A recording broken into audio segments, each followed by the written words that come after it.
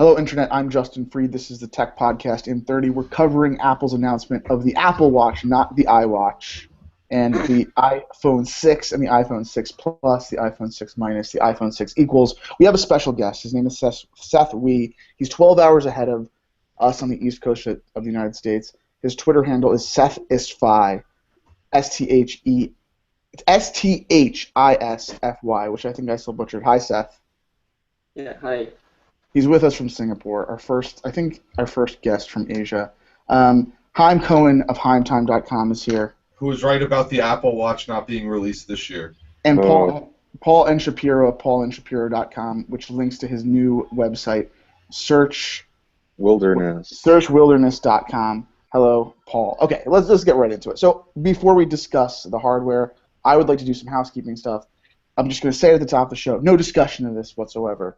Apple.com was updated with an aesthetic that matches Yosemite. They, for the first time, made the site responsive. They did some funky stuff during the keynote, which you guys can have at it. Because I was flabbergasted. I was very upset by the quality of. So who got fired? I don't know. Seth, you stayed up until 1 o'clock in the morning your time to watch it. Yeah. You heard the Chinese woman translate. It was Mandarin that they were translating it into. Yeah, there was a Chinese voiceover. Actually, people over here thought it was a region thing. I see. So we just thought that they listed us with China, and therefore it was over in Mandarin. So I thought because I had Google DNS set or something, it couldn't determine my geographical location, and thusly it was pushing the voiceover to me. Haim and Paul, what was your reaction to it? I don't want to make too much of this, but it just. You guys are taking it too deep. I think just someone screwed up and they put the microphone too close to the person translating it. I didn't think much about location or anything like that. I thought it was like a Foxconn employee who like Apple can't do anything now without manufacturing it in China. I don't know. I was not happy with it. Paul? I was using a Windows device and I was trying to stream it through VC, so I thought I just had like the wrong streaming feed. I didn't know what was going on. And that quickly brings me to another issue. So I guess the hardware wasn't so amazing that these housekeeping things get swept under the rug, but you needed QuickTime to watch it. Apple uses QuickTime on its site, like Microsoft uses what is it? Silverlight. Silverlight. And you could only watch it on an Apple device unless you use something like VLC. That's nothing new, though. The principle, the principle of it, I think, is awry, and I don't like, frankly, the ethos of how the announcement was handled, making the homepage all about it. I didn't think it warranted that, and the PR department seems to have like ascended in power since Mr. Jobs is passing. Okay, can we cut out the housekeeping stuff now? I could go on. I want to talk about the most important thing that happened today. Okay, Haim, you take us through the most important thing, and then I will go through everything else at warp speed. The most important thing is that the 30-pin dock connector is no longer being manufactured. Okay, you're going backwards, Haim, yes. The iPod Classic is gone. Seth, I'm going to throw this to you. You've, I'm sure, followed the rumors incredibly well. Were there any surprises between the flagship iPhone, now the iPhone 6 Plus, and its little brother? Well, I think it was expected, right? No surprises there. But I think personally, I was quite disappointed with the OIS being available only on a bigger iPhone. With which feature being on the optical image stabilization. Yeah. So okay, so right, so it's better battery life as well.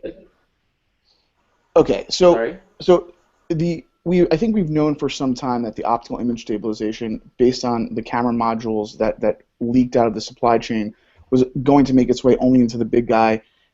Has anyone determined through the hands-on whether or not this was a choice that was made by the marketing department, or was this something hardware-wise that could only kind of work in the bigger body of the 5.5-inch iPhone? It's probably a combination of both. I was still expecting to make.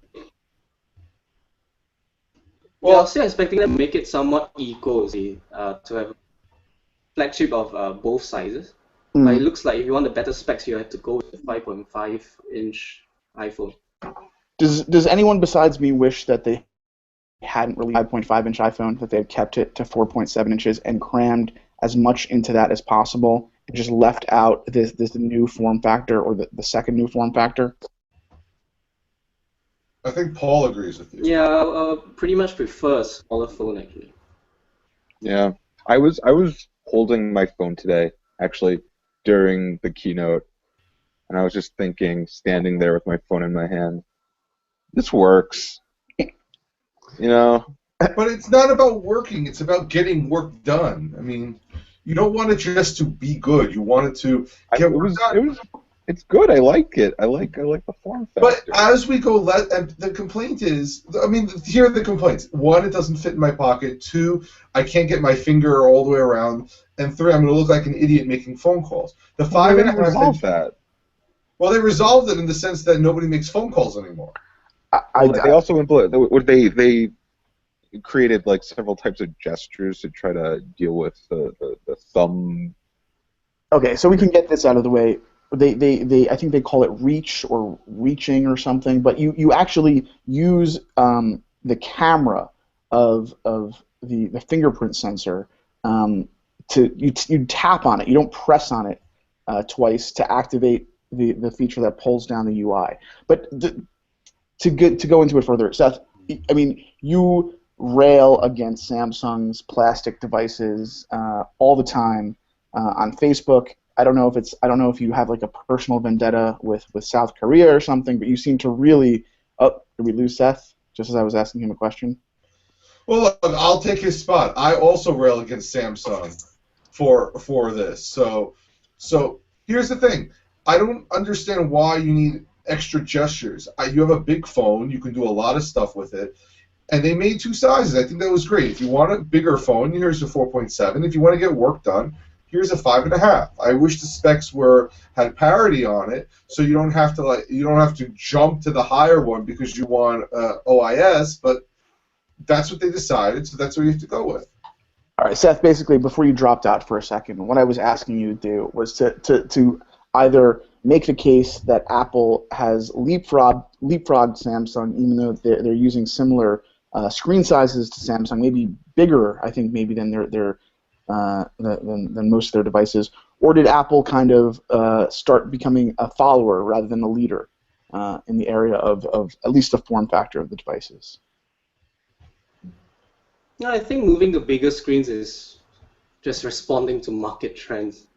I wouldn't think it's a Samsung or not thing. Anyway, it wasn't Samsung who created the first big phone, right? Dell Street was the one that started with a 5-inch display. So I don't think Apple really concerns itself with what Samsung does, to be honest. So if this time they were letting the market dictate the form factor that they chose, that seems even to be like a reversal of Apple's methodology, right? Johnny Ive is supposed to sit in a room 10 hours a day and just think up the best devices, think of a concept. They're supposed to do 1,000 prototypes, find the one that kind of fits, 98% of the hands out there. And this time what they did was they chose this thing is huge. I'm not saying it's not really cool. It's probably machined perfectly. They added, rubber grommets around the made out of aluminum. It's going to be beautiful, but it is absolutely massive. And they jettisoned this whole idea of one-handed use for a good portion of the population. Does this mean that the iPhone is fundamentally a different device now, that it's more than your primary digital device, but it's supposed to be the thing that when you get home, when it's 5.5 inches, you don't even have an iPad. I mean, I'm not even talking about cannibalization here at a money level, but if you have a 5.5-inch device that you carry around all the time, where does the iPad fit in? When do you move between them? No, see, you're wrong there. The iPad is that 10-inch or the 9.7 is what you move to.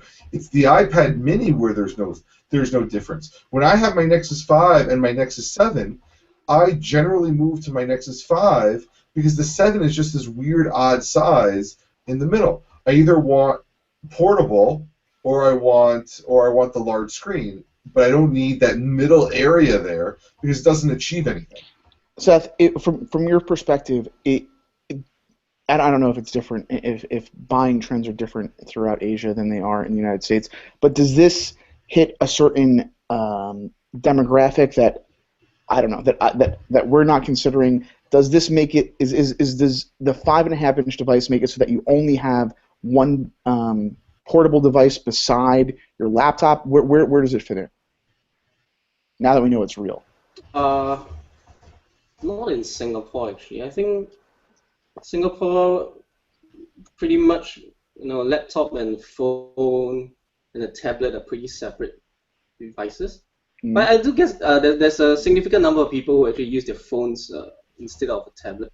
So bigger screen phone, I think, is more appealing in that sense.